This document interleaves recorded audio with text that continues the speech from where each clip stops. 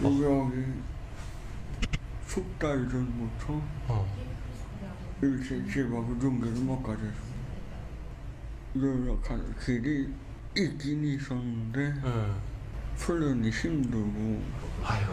그러니까 나갈 생각을 못했습니다. 어머니 종종 뵐 수 있었나요? 아유, 한 번도 못 봤습니까? 네. 그러면 어머님 지금까지 몇 년 동안 못 본 겁니까? 오늘까지 4년째.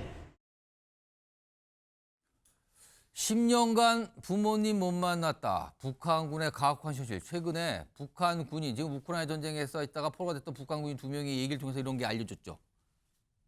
도대체 북한군인들은 어떻게 지내는 건가? 이게 확인이 된 셈이 됐거든요. 이 얘기 지금부터 좀 해보겠습니다.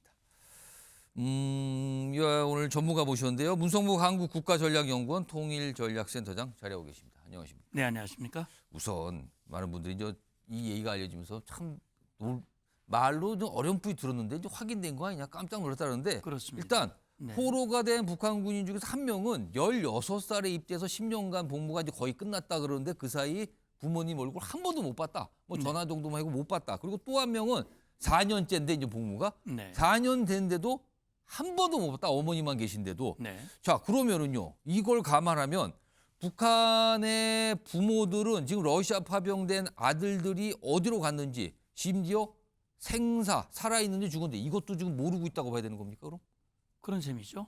지금 북한 정권, 김정은 또 예. 러시아 푸틴 그 언제도 이제 북한군의 러시아 파병을 인정한 적이 없거든요. 예. 그리고 본인들도 이번 인터뷰 과정에서 나왔습니다만 자기들이 러시아에 가는 것은 유학을 가는 줄 알았다. 예. 훈련을 받는 줄 알았다. 뭐 유학 같은 훈련을 그렇죠. 뭔가를 배우러 간다는 거였잖아요. 그런데 실제 가보니까 전쟁터더라. 본인도 파병되는 사실을 모르고 갔고 예. 부모님들은 뭐 당연히 알 리가 없는 것이죠. 음. 그러니까 지금 파병된 10,000명이 넘는 인원 중에 4,000명 가까이가 전 사상이 됐는데 예, 예. 그 자기 아들이 살았는지 죽었는지 갔는지 못 갔는지 이걸 알 수가 없고 또 아름아름으로 그런 소문들이 퍼지는 것을 막기 위해서 철저하게 감시하고 통제하고 이렇게 하는 모습이 지금 아름아름 나오고 있는데 이번에 두 사람의 포로의 입을 통해서 이 현실이 적나라하게 드러나고 있는 겁니다. 그러니까 평소에도 그렇게 가혹한 상황 그리고 완전히 철저한 통제 상황이었는데 지금 파병까지 이루어진 상황에서는 더 심해지는 거 아니야 이런 얘기까지 나와요. 이런 가운데 이 포로가 된 북한군인 2명 한국행에 대해서 얘기를 했다고 그러네요. 그리고 정치권도 지금 반응을 보이고 있어요. 들어보시죠. 아, 모르시죠? 여기 와 있는 거. 여기 숙달 전부터 일제시하고 종교를 못 가져서 툭이 나지도 않고 그러시니까 깎아진 음식을 못 먹습니다. 라면을 먹고픈데 라면을 못 먹는데 러시아 측에서 포사격을 제대로 안 해줘서 우리가 무모한 희생을 많이 했습니다. 우선 라면 신청해가지고 대한민국에 갈 생각입니다. 포로들 가운데 대한민국 귀순을 원하는 청년들이 있다면 이들이 안전하게 귀순할 수 있도록 각별한 노력을 기울여야 할 것입니다. 자, 그리고 외교부가 아주 적극적인 어떤 입장을 좀 냈죠. 정리 좀 해보겠습니다. 이겁니다. 북한군 헌법상 우리 국민이다. 개인 자유사 존중 이런 얘기. 그리고 한국행 요청할 때 전원 수용이 원칙입니다라는 걸 밝혔어요. 자, 문성무 센터장님. 예. 본인들이 보니까 사실상 좀 밝히고 있어요. 한국으로 가고 싶다는 거. 근데 예. 이게 일각에서는 여러 가지 몇 가지 좀 장애가 있을 수도 있다는데 어떤 게 좀 보입니까? 예, 이제 우선 뭐 포로 지위를 확보할 수 있느냐 예. 관련 포로와 관련된 제네바 협약이 있거든요. 예.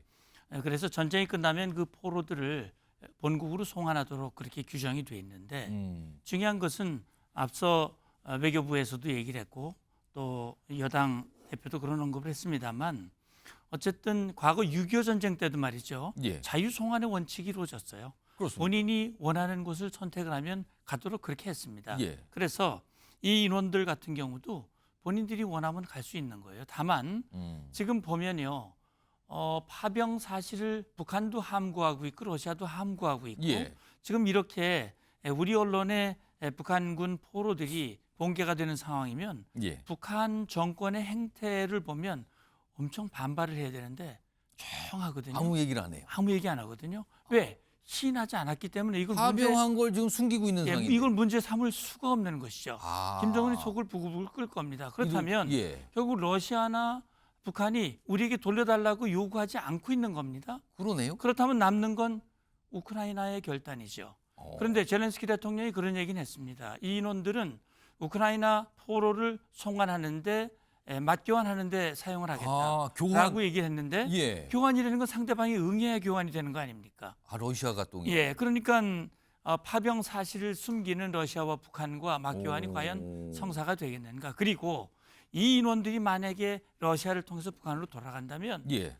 거의 100% 사망이라고 봐야 됩니다. 그렇다면 인원들을 사지로 몰아내는 것은 젤렌스키 우크라이나 대통령으로서 좋은 선택이 아닙니다. 그렇다면 지금 한국과 협력 관계를 유지하고 있는 우크라이나는 그러네요. 우리 정부의 입장과 우리 국민의 정서를 고려해서 아마 선택할 가능성이 좀 더 높지 않을까 기대감을 가지고 전망을 해봅니다. 문성국 센터님 설명 들으니까 큰 장애는 없을 듯합니다. 본인이 희망한다면 이게 가능할 것 같거든요. 지금 이런 상황에서 아까 잠시 말씀하셨는데 북한군 당국이 지금 파병된 북한 군인들에게 거짓말을 하고 있어요. 화면을 잠깐 정리해 볼까요?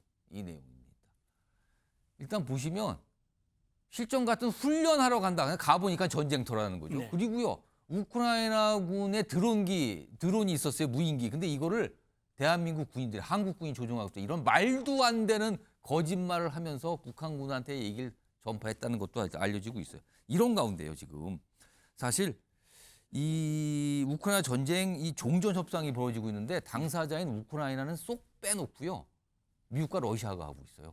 그런 와중에 젤렌스키 우크라이나 대통령 그다음에 트럼프 미국 대통령이 서로 요구를 합니다. 화면을 좀 보겠습니다. 이런 거예요. 트럼프 대통령은 젤렌스키 대통령 향해서 선거 치르지 않은 독재자 그저 그런 코미디언 이러다 젤렌스키 대통령은 허위 공간에 트럼프 살고 있다. 막 서로 치고받고 있는 상황인데요. 그런데 우리와 관련된 거는요. 문성국 센터장. 예, 험악해졌어요. 지금 분위기가 미국하고. 그렇죠. 그리고 이 미국은 일방적으로 지금 이 우크라이나 전쟁 문제를 해결하려고 그래요. 혹시요. 북한군 포로 문제도 미국이 러시아나 북한하고 논의하고 또 이상한 행동을 벌이는 거 아닙니까? 이런 걱정은 없는 겁니까? 그래서요. 이제 결국 이 문제를 러시아나 북한이 문제를 제기를 한다면 예. 그게 문제가 될 수 있겠습니다만 파병 자체를 숨겨왔고 그리고 숨긴 이유는 결국 그런 거죠. 이 명분이 없는 전쟁이고 또 국제사회로부터 지탄을 받는 것이기 때문에 이걸 러시아와 북한, 푸틴과 김정은이 자 이걸 숨기자 이렇게 서로 담합을 한 것 같아요. 예. 그렇기 때문에 이걸 뭐 트럼프 대통령에게 저 인원들을 우리에게 돌려달라 이런 문제를 제기할 가능성이 저는 높지 않다고 보고요. 예. 지금 트럼프 협상 방식이 일단 강하게 밀어붙이고 예. 그러면서도 결국 자기의 뜻을 이루려고 하거든요. 예. 아마 제가 볼 땐 아마 좀 바뀌지 않을까 생각합니다. 아무튼 문성국 센터장님은 약간 좀 긍정적인 측면 보니까 괜찮은 것 같아요. 이 두 군인 아마 한국행이 가능하지 않을까라고 조심스럽게 좀 전망을 해봅니다.